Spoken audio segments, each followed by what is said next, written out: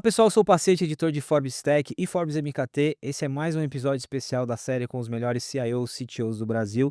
Eu tô aqui com o Felipe Monteiro, CIO da GSK, que entrou na nossa lista, já teve nos nossos eventos e agora a gente está aproveitando para conversar um pouquinho mais de calma e alguns detalhes sobre, não só sobre a trajetória dele, mas essa composição que a gente olha para compor a lista, né? Que é carreira, que é o momento da companhia e o momento daquele segmento também. Felipe, bem-vindo, obrigado. Finalmente conseguimos e parabéns, né? Acho que você já disse no nosso evento lá o quanto era especial esse reconhecimento, mas é o que eu te falei aqui, né? Essa composição. Muito obrigado. Obrigado, Pacete. Obrigado primeiro pelo convite.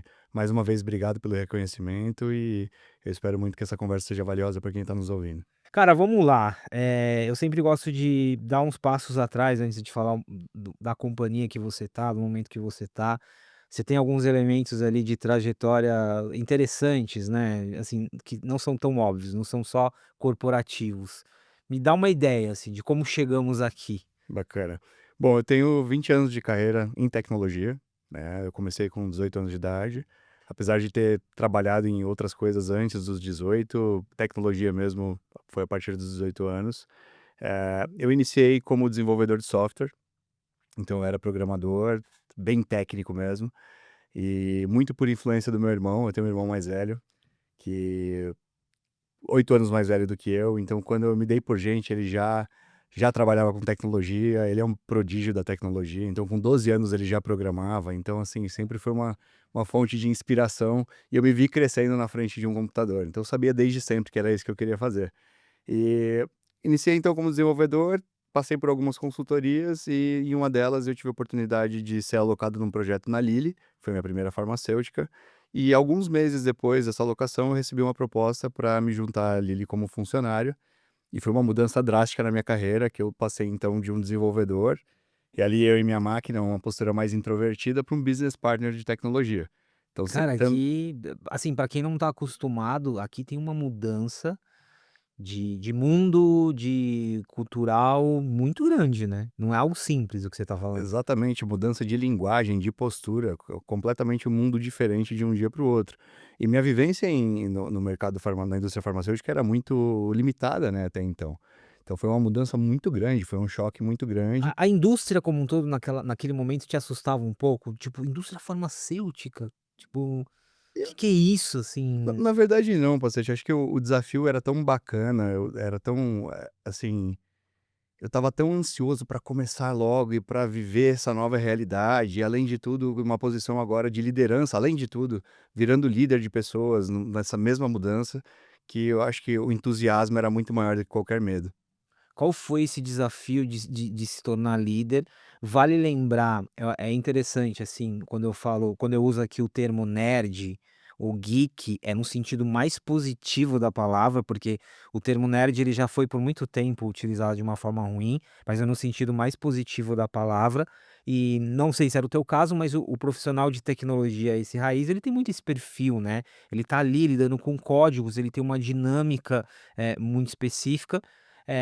Essa transição, né, onde você precisa ter habilidades com pessoas, você tinha isso, não tinha, você já era um perfil mais, eh, de introspecção, qual que era o teu perfil? Para entender o desafio. É uma ótima pergunta, porque eu tenho esse perfil mais introvertido até hoje.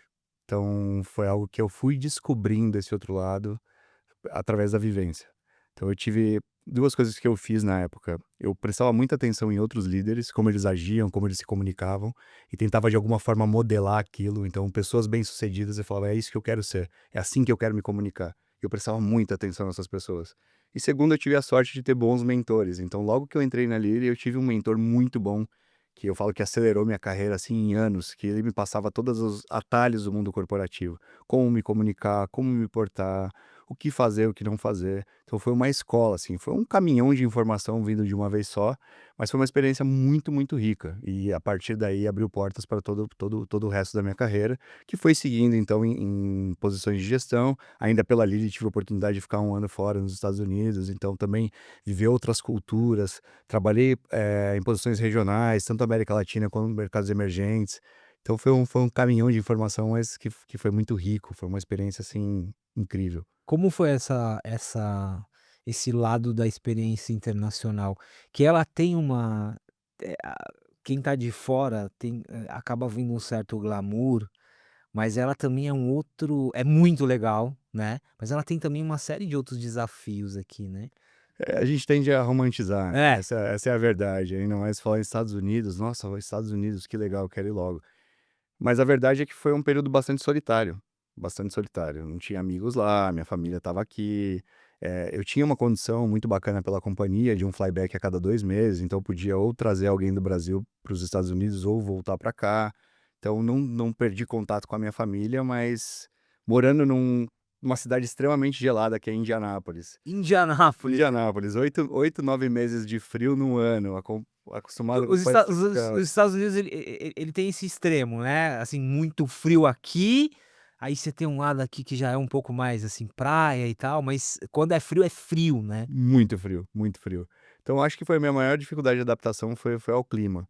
Sim, experiência de novo muito rica, muito bacana. Eu tive a oportunidade de ficar por mais tempo, decidi voltar para o Brasil. Eu tive a oportunidade na época de desempenhar minha função voltando para o Brasil e minha decisão foi vir de volta para casa. Isso você tinha quantos anos na época? Eu tinha 27, 20, 26, 27 anos. E família pesou bastante aqui. Pesou Isso muito, já mostra pesou muito, muito do teu perfil, pesou assim, né. muito. Porque com 27 anos você poderia: "Vou me jogar nessa", né. E é curioso, porque eu saí de casa muito cedo, né, eu saí de casa a primeira vez com 14 anos de idade. Então meus pais moravam no interior e eu vim morar com meu irmão em São Paulo, justamente para seguir os passos dele, então meu irmão sempre meu grande espelho, e para seguir os passos dele, para estar mais próximo dele, para ele me ajudar também a me desenvolver, estudar, eu sabia que no interior eu não ia ter um futuro, pelo menos não nessa área, eu saí muito cedo. Então eu estava acostumado com aquela situação. Só que tem uma diferença entre ter a escolha de ver seus pais e de pegar o carro e viajar 1, 2 horas e não poder fazer isso. E foi aí que pegou pra mim. Isso somado ao clima, obviamente, que realmente eu não me adaptei. Muito interessante, cara, como que e eu fiz essa pergunta associada à família, porque não dá pra separar uma coisa da outra mais, né. Assim, o que te compõe como profissional é o que você é na relação que você tem com a sua família, e isso vai mostrando também alguns valores. Mundo corporativo, e aí mundo corporativo farmacêutico. Eu disse pra você sobre ter um pouco dessa, se assustar com esse mundo, porque eu que tô de fora me assusto, né. É um mercado com muitas particularidades, com muitas complexidades. Claro que é muito amplo definir, mas assim, do que você vive hoje, o que você já viveu de experiência, que ecossistema que é esse? Assim, qual que é o grande desafio dessa indústria, da conexão que ela tem com ciência, com regulação? Assim, eu não tive tanto impacto quanto uma pessoa que vem de uma outra multinacional, de um outro setor, que está acostumado com um ambiente mais dinâmico e de repente se vê no mundo da indústria farmacêutica, um ambiente extremamente regulado e as coisas parecem não andar e é tudo mais lento. Então eu não tive esse primeiro impacto, acho que isso foi uma grande vantagem. Você não trouxe vícios de um outro segmento talvez, né? Definitivamente não. Então, como era tudo muito novo, era tudo muito empolgante, eu não trago essa bagagem comigo. Mas de fato, conforme eu fui mergulhando e conforme eu fui aprendendo mais, em alguns momentos era assim frustrante, principalmente eu sempre trabalhei no TI comercial. A área comercial de uma farmacêutica, por definição e pela lei, pela regulação, não tem contato com pacientes, a gente não pode ter contato direto com pacientes, mas a gente fala o tempo todo de pacientes. Então nosso contato com o paciente é através dos médicos, então força de vendas visita médicos falam com pacientes. Então, às vezes, acho que uma das maiores dificuldades era ver esse impacto na ponta. O que eu faço aqui, qual que é o resultado final do meu trabalho?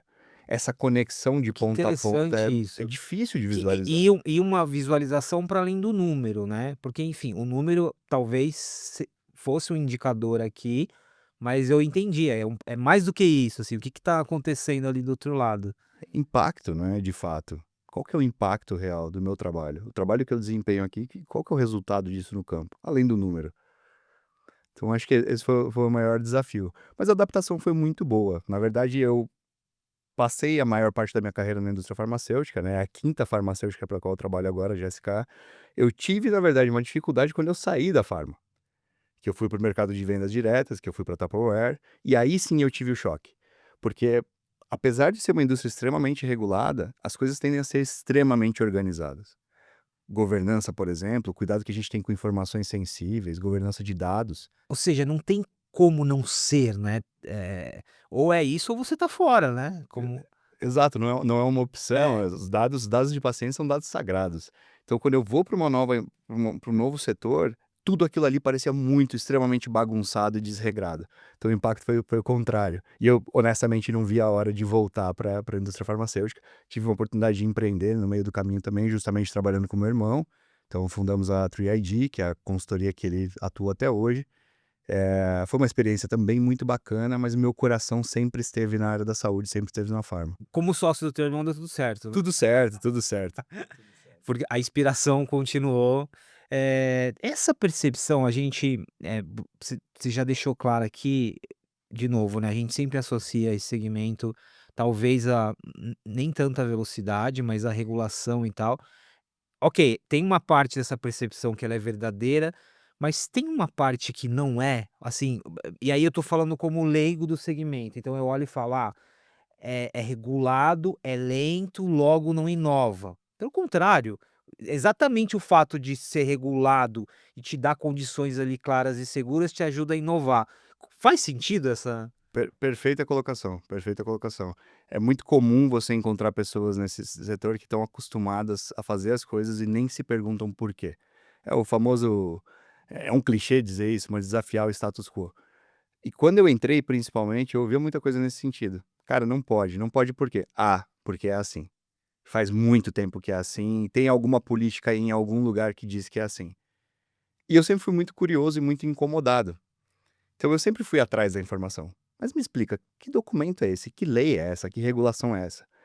E isso eu acho que foi um grande diferencial na minha carreira. Eu sempre tentava dar um passo a mais e desafiar e cutucar, às vezes sendo até um pouco polêmico, insistindo em coisas que a companhia claramente não queria fazer ou realmente era um direcionamento interno da companhia, independente de regulações. Eh, e hoje eu me vejo num cenário completamente oposto, onde eu trabalho numa companhia que tem apetite genuíno por tecnologia e inovação, que tem um apetite genuíno por desafiar o status quo, por onde é uma companhia que não olha para o coleguinha para ver o que o competidor está fazendo, para falar: "Pô, se tem alguém fazendo, eu deveria estar fazendo também". A gente tem a ânsia, tem a aspiração de estar à frente. A gente tem nossa CEO, por exemplo, que senta no board da Microsoft. Então discutir tecnologia não é um desafio dentro da GSK, pelo contrário, o desafio é conter a organização, porque a gente tem muito de tudo, muita tecnologia. Então, assim, foram saltos interessantes, e quando eu olho para trás hoje, eu acho que o momento do mercado era muito diferente, as coisas que a gente discute hoje, a abertura, eu vivenciei muito aquele negócio do TI visto como custo, TI essa é operacional. uma é um clássico, né, da nossa conversa. Foi o meu início da minha carreira em farma foi esse, a posição mais alta de TI na época era um gerente sênior, então era uma área que era vista, assim, como, cara, um mal necessário, é o E cara que troca computador e celular. hoje tecnologia é sobrevivência do negócio, né. Exato. Eu costumo brincar que é um investimento de longo prazo que finalmente estou colhendo os resultados. Como que é esse equilíbrio hoje, já, né, numa posição de C-level e de liderança, e aí já com todo esse repertório que você tem, até de empreendedor também, mas um repertório de negócios, de estratégia, mas voltando à tua essência. Eu tô perguntando isso porque muitos de alguns perfis de CTOs, CIOs são muito parecidos com o teu, né, que tem uma essência ali de tecnologia. No teu caso é um pouquinho mais raiz, mas depois você vai fazendo essa composição. Em outras palavras, hoje, quando você olha para o que você se tornou, o quanto que eu tenho aqui de olhar técnico, olhar humano, olhar de negócio, não dá para separar, eu sei, mas como que você faria essa anatomia? É uma pergunta interessante, como eu vejo isso e como eu tento me posicionar. O background técnico ele sempre ajuda, principalmente quando eu estou discutindo a adoção de uma solução, venha ela de um time global, de um time regional, ou estou discutindo uma proposta comercial, uma proposta técnica com um fornecedor, então esse background técnico sempre ajuda. ter discussões mais profundas, em pensar em futuro, do ponto de vista de arquitetura, de integração, por exemplo. Isso sempre esteve ali e sempre vai estar. Eu falo que das coisas que eu fiz na minha carreira, desenvolver foi uma das coisas mais legais que eu tinha mais prazer. Tanto que eu não larguei até hoje. De vez em quando eu tenho um tempo livre, eu vou lá fuçar em alguma coisa. É um hobby. Exato. E assim, é realmente algo prazeroso criar algo do zero. Não sou um bom desenvolvedor, talvez nunca tenha chegado a ser, para falar a verdade, longe de mim. Mas o que que eu faço hoje? Por mais que eu tenha o conhecimento técnico, eu tento não me colocar nessa posição, principalmente quando eu estou na presença do meu time. Eu tenho responsáveis por torres hoje, então eu tenho responsável por estratégia digital, eu tenho um responsável por estratégia de dados, e eu tento não atravessar o meu time para dizer: "Cara, tem certeza que esse negócio é assim?" Isso é um exercício de aqui sim, é um exercício de respeito à equipe que você montou e confia, mas tem um exercício de humildade aqui também, de vulnerabilidade ou de tem? Talvez, eu acredito que sim, eu acredito que sim. Assim, deixa os experts fazerem o trabalho deles. Óbvio, se for desviar muito, é uma coisa muito absurda, eu tô ali para ajudar a guiar.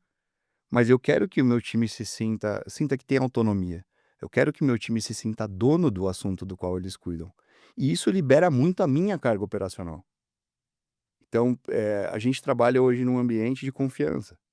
Eu tenho os meus líderes, são profissionais extremamente sêniores, alguns com os quais eu já trabalhei no passado, inclusive. Uma pessoa, meu head de dados, trabalhamos juntos 4 vezes já.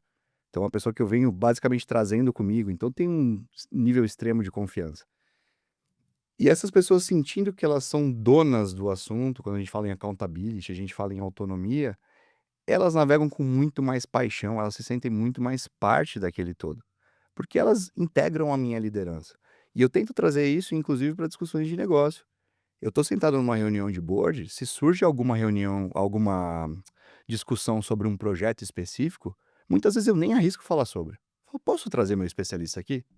E eu não vejo isso como uma vergonha. Para mim isso não é uma vergonha. Falo: "Cara, eu não tenho a visão do todo". Que bom, porque quando eu estou fazendo uma coisa, eu estou deixando de fazer outra. Então, para onde eu estou olhando? Eu estou olhando para a estratégia de médio e longo prazo, eu estou olhando para onde a companhia está indo, eu estou olhando para impacto de área de tecnologia como um todo, e não mergulhando especificamente em cada área. De novo, o background técnico ele ajuda, ele existe, e ele vai continuar existindo, talvez ficando desatualizado em alguns pontos, ok, mas não é mais meu foco já há muitos anos. A tal da carreira em Y, eu tomei uma decisão clara que eu ia deixar o técnico para trás e eu ia seguir uma carreira de liderança e gestão. Você foi líder muito cedo também. O cedo é relativo, mas de uma forma muito óbvia você foi líder cedo. Isso que você descreveu aqui, que mostra bastante maturidade, você é claro, tem o ambiente que te molda e o repertório que você busca, mas isso já vinha com você ou para você chegar aqui, nisso nessa descrição que você fez, você precisou se moldar muito? Foi um aprendizado, foi um aprendizado. Quando eu iniciei a minha carreira na indústria farmacêutica, eu acreditava que o trabalho duro superava qualquer coisa. E como eu te disse, eu tinha um mentor que, cara, foi assim um divisor de águas na minha carreira. Em algum momento eu chamei ele para conversar e falei assim: "Eu tô tocando quase 20 projetos em paralelo. Eu tô com muita coisa". Aí ele falou assim: "Posso te dar uma dica? Para de trabalhar duro, começa a trabalhar de forma inteligente". Eu falei: "Legal, mas e aí, o que que significa?". Ele falou: "Desses 20 projetos, 15, 20 projetos, se eu for falar agora com o nosso general manager, quantos ele conhece?". Eu falei: "Cara, não sei". Ele falou: "Certamente não são 20, 2 ou 3. Então você tem que aprender a dedicar o seu foco. Você tem que aprender a colocar foco nas coisas que realmente trazem impacto. E todo o resto. Para isso você tem uma equipe. Não é que você vai ser o cara que vai sair lá na notícia quando um projeto for entregue, não é isso.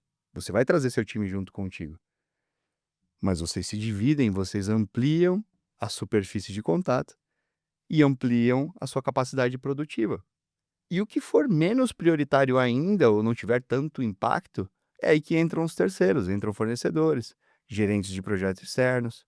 Então não precisa estar contigo. Aliás, você é um business partner, não um gerente de projetos. Você não devia estar me falando que você está gerenciando 15, 20 projetos. E aquilo foi um soco na cara, honestamente. Mas, cara, foi uma assim, era um soco muito necessário. E olha a importância de você olha o que isso mudou na tua vida, né, como profissional. E tem tem muita gente e isso não tem a ver com senioridade ou não, mas, esse processo e essa maturidade de olhar e entender, não é sobre quantidade, isso para qualquer coisa, mas não é sobre trabalhar muito em termos de quantidade, mas trabalhar inteligente, né, e nesse momento de sociedade e de mundo corporativo, a gente vive muito essa discussão também, né. Não tô abrindo mão aqui do fato de que todo mundo tá bastante atarefado, e aí tô até lembrando que a tecnologia, a inteligência artificial, ela também ajuda muito nesse sentido. Só fazer uma para fechar essa parte, fazer uma analogia com o mundo esse mundo do desenvolvedor ainda, né, para fechar essa parte como teu perfil de líder.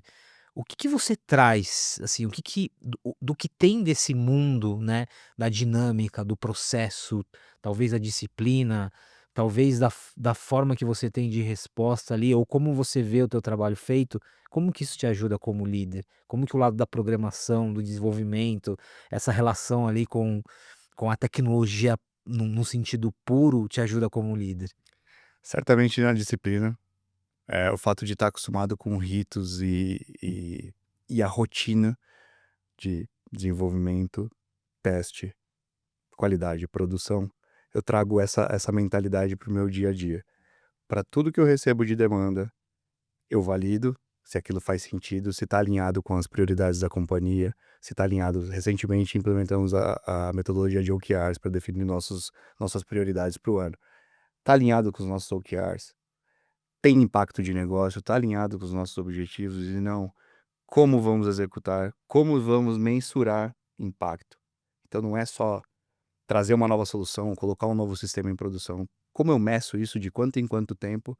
Qual é o meu plano de ação se isso não der certo? Então essa mentalidade de pensar em ciclos contínuos, melhoria contínua, por exemplo, PDCA, por exemplo, eu trago tudo isso para o meu dia a dia. Então a rotina, os rituais, eles são muito importantes. Agora, ampliando um pouquinho mais, no caso específico de GSK e da companhia, acho que você deu uma dimensão aqui do que é esse segmento, apesar de não dá para generalizar, né, tem muitas camadas, mas hoje dentro da companhia, nessa junção de tecnologia, inovação, tecnologia como, coluna vertebral estratégica do negócio, que momento vocês estão vivendo? E se você tivesse que destacar, materializar um pouquinho desses exemplos, seja de uma integração entre áreas, seja de uma inovação, enfim, dá uma ideia pra gente do que está acontecendo. Tem muita coisa acontecendo, muita coisa interessante. Como eu te falei, a GSK é uma empresa que tem um apetite genuíno por inovação e tecnologia. Então, se você pensa hoje em IA, que é o grande tópico do momento, nós temos hoje contratos com a maioria dos hyperscalers, com a maioria dos provedores de tecnologia. Hoje eu não tenho nenhuma reclamação dentro da companhia de falta de tecnologia, falta de solução.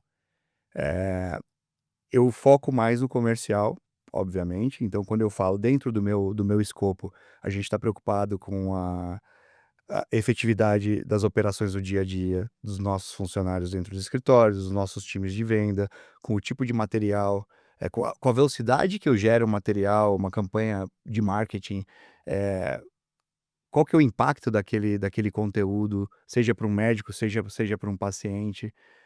Personalização de conteúdo, eu trazer conteúdo que realmente seja relevante, como que eu municio a minha força de vendas para ter conversas mais relevantes com os médicos, como que eu municio a minha área que eu cuido de área médica também, a minha área médica para lidar com os pacientes no dia a dia, do ponto de vista de conscientização sobre doenças e tratamentos, isso falando dentro do meu escopo. Obviamente a gente tem pesquisa e desenvolvimento, acho que hoje é onde a gente tem uma das maiores aplicações de tecnologia, quando a gente fala em IA, tanto na descoberta de novas moléculas, quanto na aceleração de resultados de estudos clínicos. A gente vê hoje, o caso recente, normalmente a molécula, desde sua descoberta até ela ser eleita, como principal candidata para um estudo clínico, leva-se normalmente 42 meses. A gente tem um caso recente de uma companhia fazendo isso em 18. A gente tem caso recente também de uma aceleração de análise clínica, em 70% a menos de tempo com o uso de IA, com a IA tentando antecipar possíveis, efeitos, adversos de medicações, como que aquela droga vai interagir com a célula humana. Você consegue me dar uma ideia, essa leitura de de prazos, de períodos, ela é importante até para entender o setor. Você consegue me dar uma ideia, por exemplo, quase o exemplo que você deu agora, para isso eu demorava tantos anos, agora eu faço em tantos meses. A gente está nesse momento de transformação ainda. Eu não tenho um dado preciso e recente de GSK para te trazer, tá, mas o que eu posso te dizer é, da primeira dose humana até o lançamento de um medicamento no mercado, normalmente se levava de 8 a 12 anos. Nossa, 8 a 12 anos. é uma Então, é eternidade. muito tempo, é muito tempo. Porque você precisa de uma massa de dados, você precisa, analisar com muita cautela todos esses dados. Quais são os efeitos adversos? Se tem variação, se existe, sei lá, variação por região, questões étnicas, qualquer coisa que pode influenciar, comorbidades, interações com outras Até medicações. mudança climática, né. Qualquer coisa basicamente pode influenciar. E hoje você tem o conceito do digital twin, então você cria um modelo digital de um ser humano e você consegue simular, por exemplo, qual que é o efeito daquele medicamento, no corpo humano, considerando todos esses fatores externos. Então isso acelera muito o processo de análise clínica. Eh De novo, existe um caso recente, inclusive publicado pela Forbes, de uma companhia que conseguiu fazer esse processo que normalmente levava aí 8 anos, fez em, se não me engano, em 36 meses, 36 ou 42 meses. E já está surgindo, cada vez mais você vê esse tipo de caso. GSK não tem nenhum dado público sobre isso, mas eu tenho toda a certeza absoluta que a área de pesquisa e desenvolvimento está investindo pesado em IA. Você tem toda a cadeia de suprimentos, você tem supply chain como um todo, desde armazenagem, transporte, rastreabilidade de medicamentos. Então você tem tecnologia embarcada em basicamente tudo que a gente faz, tudo que a gente faz. Assuntos regulatórios, por exemplo, de novo, quando a gente fala em governança, quando a gente fala em proteção de informações, quando a gente fala, de novo, em rastreabilidade de medicações, seja o que for, a gente tem auxílio de IA nisso também. E minha área especificamente, o nosso foco de novo mais comercial, hoje a gente está tentando de todas as formas facilitar a vida dos nossos times de campo, principalmente, no dia a dia. Não só no sentido de prover novas soluções tecnológicas para fazer mais do mesmo, mas sim para municiar e ampliar o conhecimento dessas pessoas no campo, para que as interações do dia a dia sejam mais ricas. Pensa, por exemplo, um consultor de vendas, que hoje a gente chama de consultor, não representante de vendas, que visita um oncologista que tem anos de formação, tem anos de estrada. Você pega uma pessoa que está chegando, muitas vezes poucos anos de indústria inclusive, o que que eu levo para esse cara que é realmente relevante? Então a gente auxilia nessa parte de identificação, quais são os médicos-alvo, quem que a gente deveria estar falando, quais são as maiores, os maiores pontos de dúvida em relação ao medicamento, a tratamento, como que eu trago, quais são os estudos científicos que eu posso trazer para essa conversa, que realmente vão agregar algum valor nessa interação. E essa não é uma conversa de falar: "Doutor, tô te trazendo, então, por favor, prescreve aí", não é isso. Mas é realmente como companhia, como a gente contribui com o ecossistema de saúde, como a gente contribui com a base de conhecimento desses médicos, e direta ou indiretamente, como a gente contribui com os pacientes. Me dá uma ideia, esse é um ponto chave aqui, é uma conexão muito importante, em todas as camadas, né, de tecnicamente falando, mas eticamente falando, ela é muito, o que está acontecendo? Eu já volto na figura aqui, mudou de representante para consultor, né. O médico, a médica, e é aqui de novo, assim, não estou generalizando, mas O que está acontecendo com esse profissional do ponto de vista de tecnologia, né, da relação dele com um novo contexto de mundo, né, da forma como o paciente chega com informações, sejam elas desencontradas ou não, eh, o volume de trabalho que esse profissional tem, ao mesmo tempo, as tecnologias que vão chegando. O que está acontecendo? Assim, claro, baseado na percepção que você tem do ecossistema, o que está acontecendo com essa figura tão importante chamada médico médica? Você tem diferentes perfis, né, você tem os médicos que são aversos à tecnologia como um todo, e acham que isso tudo é uma grande baboseira, que as informações não são confiáveis. E isso não está relacionado à idade, né? Definitivamente não, definitivamente não. É uma questão puramente de perfil. E esse perfil normalmente tem um pouco de dificuldade quando o próprio paciente já fez as análises clínicas, já vem com o resultado do exame e com uma análise do eu brinco, doutor GPT. O paciente hoje quer ensinar o médico muitas vezes. Assim: "Doutor, eu já vi aqui, eu já pesquisei e eu já sei que o meu problema é XYZ". Tem um médico que usa isso de forma inteligente. "Poxa, que legal que você já pesquisou". Então isso facilita a nossa conversa. Deixa eu trazer um pouco mais deixa eu trazer uma perspectiva um pouco diferente para essa deixa eu complementar o que você está me dizendo. Então eu tenho diferentes perfis. O que a gente tenta fazer como companhia e com os nossos times de campo, é obviamente identificar esses perfis diferentes e não tentar forçar nada. Então aquele conceito do push versus pull, cara, eu não vou mais ficar, te mandando um monte de e-mail marketing e ficar te mostrando material em iPad, falar: "Doutor, olha que magnífico isso aqui", se isso não é o que pega para ti. Então a gente tenta adaptar a nossa forma de interagir de acordo com a realidade de cada médico. E o médico, obviamente, tenta adaptar a forma dele interagir com os pacientes para a realidade de cada paciente, mas você tem de tudo um pouco. Eu acho que não é algo específico da classe médica, eu acho que isso tá Sim, em todo aqui mundo. enquanto você está falando aqui, eu faço paralelo com outras indústrias que têm um perfil de regulação, indústria de seguros, por exemplo, a figura do corretor, da corretora, enfim, em proporções diferentes, óbvio, mas é interessante que você tem indústrias que têm, essa relação aqui, o que você está descrevendo, me parece não, né, ela é a essência hoje do que é o trabalho de vocês. Você, diferentemente do que você me disse de às vezes não conseguir medir esse impacto, e aí diante de todas as mudanças até aqui, você já consegue sentir esse impacto. E como? Assim, o que que mudou que te ajuda a sentir esse impacto? Sim, hoje obviamente eu tô num outro eu caminhei muito na minha jornada, hoje a gente tem acesso à informação, hoje a gente tem mais visibilidade do que acontece de fato no campo, né. Quando eu comecei na minha carreira eu não tinha informação, era muito difícil colher algum feedback do que está acontecendo no campo, por exemplo. A gente tinha nossas pesquisas, mas elas eram esporádicas, nem sempre os médicos, respondiam. A interação com o paciente era muitíssimo mais difícil. Hoje a gente tem, por exemplo, monitoramento de redes sociais, a gente analisa o sentimento das pessoas em relação à nossa marca, em relação aos nossos produtos. A gente tem hoje uma interação diária com os médicos visitados, e a gente colhe um feedback em tempo real de como estão sendo essas interações, quais são os pontos de objeção, se existe alguma resistência ao nosso medicamento, se existe alguma resistência à adoção do tratamento, adotar um biológico como com início de tratamento, por exemplo.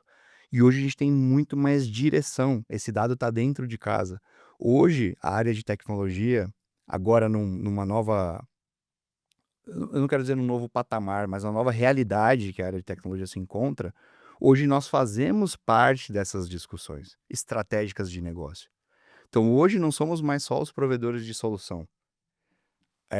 Disponibiliza um portal, lança um aplicativo, faz isso, faz uma integração daqui e dali. Hoje a gente pensa na estratégia do começo ao fim. Hoje a gente está lá no dia a dia com os times de campo, hoje a gente está lá no dia a dia com os times de marketing. Hoje nós viabilizamos não só a plataforma, mas como muitas vezes o próprio conteúdo que está sendo publicado. Então a interação hoje é muito mais próxima e hoje é muito mais fácil de notar o impacto das nossas campanhas, o impacto das nossas ações, desde os nossos funcionários, quando a gente fala, por exemplo, novamente de IA e ferramentas de produtividade, quanto na ponta, médicos, sejam médicos ou pacientes. Felipe, para terminar, eu gosto muito de refletir, de espelhar outras indústrias, né. Eu tô lembrando aqui do exemplo quando você estava falando de molécula, do exemplo da Natura, que aplicou muita e que aplicou aplica inteligência artificial e o quanto que os ciclos foram reduzidos, né, para você descobrir uma matéria-prima da Amazônia que se levava 15 anos para chegar numa conclusão de que ela comercialmente não fazia sentido. Hoje você, enfim, olha o tanto de etapas ali que você conseguiu acelerar. Isso é muito positivo por um lado, mas isso traz um outro desafio muito grande, que é o mesmo desafio de dados, né, de foco, né, de concentração no que é importante ou não. É quase igual os 20 projetos que você teve que olhar e aprender ali. Faz sentido isso, assim, o que vem com essa o que vem de responsabilidade, resiliência e desafio a partir do momento que você tem ali a possibilidade de acelerar, o que te dá mais velocidade, o que te dá mais possibilidades, ao mesmo tempo de manter o foco ali e ir pelo lado da qualidade. Faz completo sentido e eu te digo que hoje é o maior desafio que nós temos como área de tecnologia. Eh, eu tenho o desafio primeiro de conter a ansiedade dos meus pares, dos times de negócio, principalmente no que toca a IA.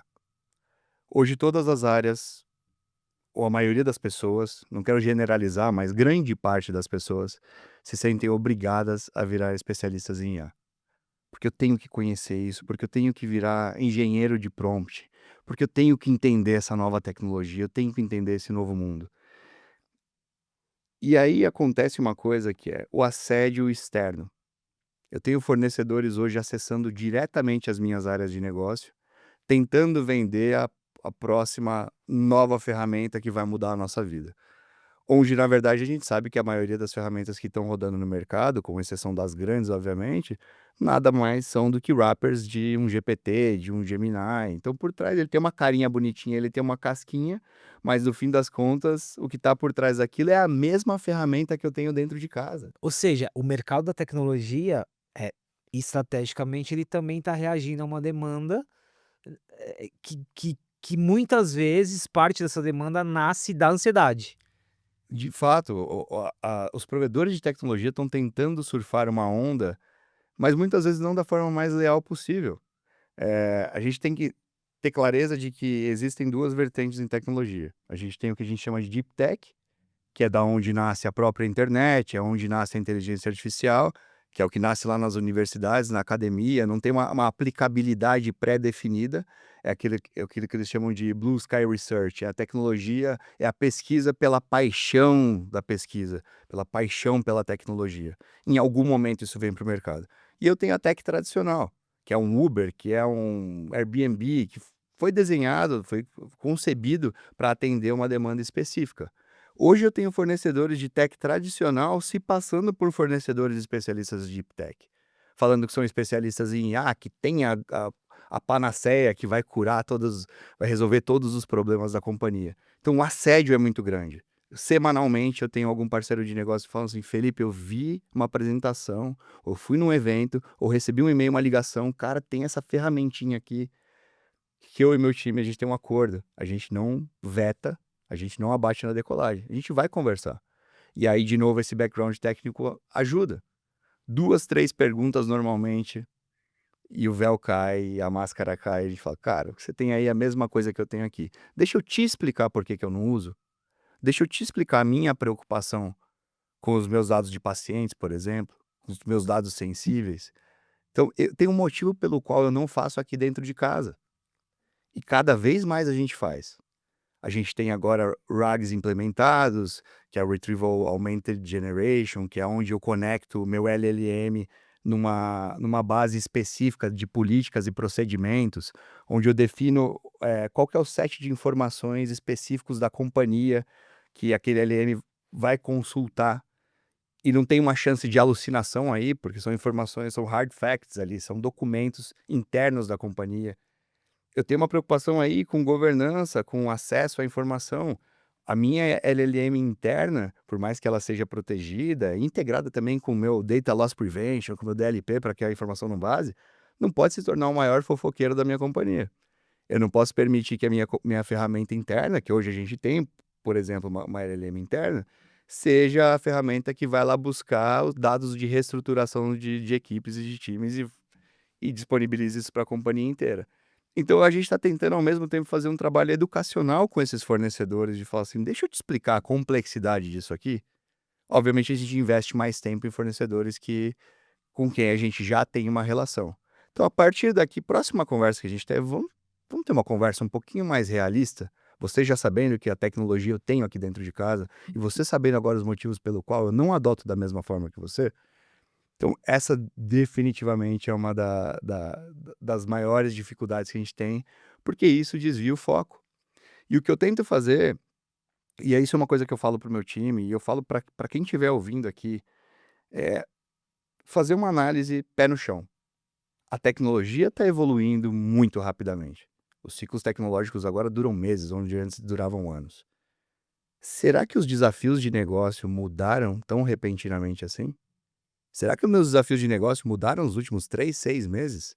Quando eu tive 10 versões de novos LLMs sendo lançados, quando eu tenho agora o conceito de Large Concept Models, que já é a evolução do LCM, do LLM, quando eu tenho agentes agora, onde em algum momento os prompts já nem vão ser mais tão relevantes, será que o desafio de negócio mudou? Então o que eu tenho desafiado tanto os meus pares quanto meu próprio time é: vamos fazer as perguntas que nem a gente fazia antigamente? Me explica um pouco do que você está tentando resolver. Qual que é a dor? É interessante, porque você faz uma descrição aqui, que para nós, né, que não estamos no universo, é complexa pra caramba, mas aí você volta para o ponto da pergunta base. Isso é eu acho isso muito interessante. A pergunta base, né, por quê, pra quê, qual é a essência, qual que é a dor que a gente precisa resolver e por aí vai. Fala, a gente está num momento que as pessoas estão mais preocupadas com as respostas do que com as perguntas. Pois é. A gente quer fazer IA. Eu quero dizer que eu sou AI first. Eu quero dizer que minha área encabeça as iniciativas de IA. Legal, pra quê? Qual é a aplicabilidade? Como a gente mede o resultado disso?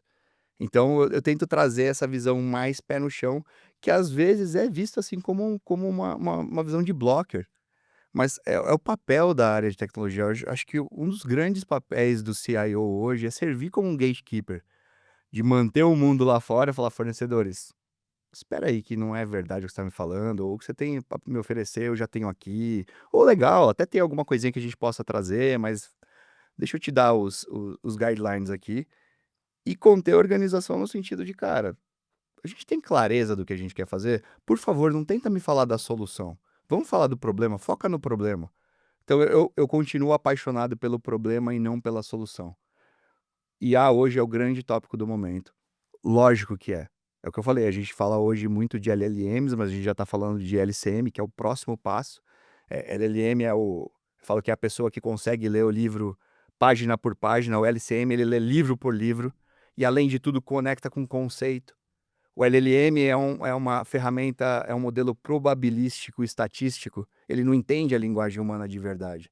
Ele tenta prever qual é a combinação de palavras mais precisa ou mais provável para aquela pergunta. Ele não entende o conceito do que ele realmente está respondendo. Está altamente suscetível ao envenenamento de dados, por exemplo. Se eu leio aquela informação de uma base e eu maliciosamente eu programo aquele modelo para dar respostas específicas, eu enveneno ali a minha fonte de informação, ele me cai por terra. O modelo conceitual não, ele faz conexões, ele conecta conceitos, ele não só leu os livros de uma biblioteca, mas ele tem contato com o mundo externo. Então é um passo além. Então quando a gente traz tudo isso para contexto, e eu gosto de às vezes eu gosto de fazer explorar um pouco essa linha ir para o mais técnico e voltar para o pé no chão, ir para o mais técnico e voltar para o pé no chão. Porque causa realmente essa cara de espanto nas áreas de negócio. Eu falo assim: "Cara, tem muito mais do que eu achava que tinha". Fala: "Tem, então deixa comigo, deixa com a minha área. A gente está estudando isso todos os dias, a gente está vivendo isso todos os dias". Mas vamos voltar para o seu ponto? Qual que é a sua pergunta mesmo? Ou melhor, qual que é a sua dor mesmo? Cara, que legal, fechando aqui, e eu tô lembrando é interessante para quem não tá aqui no estúdio, né, quando você tá falando de LLM, um monte de siglas, e o olho dele tá brilhando e tal, isso é muito interessante, né, porque a paixão que você tem, né, e como que isso conecta, e assim, a forma como você começa a falar aqui é muito legal. Fica o convite para voltar aqui, assim, a gente não tem tempo suficiente aqui, a gente não faz podcast de 12 horas ainda, mas obrigado, querido, obrigado de novo, parabéns, obrigado por estar aqui, aprendi muito aqui e com certeza a gente teve muita referência do teu trabalho, da indústria, mas principalmente do profissional e líder. Obrigado, de verdade. Te agradeço mais uma vez, agradeço ao time da Forbes e todo o convite sempre será bem-vindo. É isso. Esse foi mais um episódio do Forbes especial CIO CTOs. Felipe Monteiro, CIO da GSK. A gente se encontra no próximo episódio.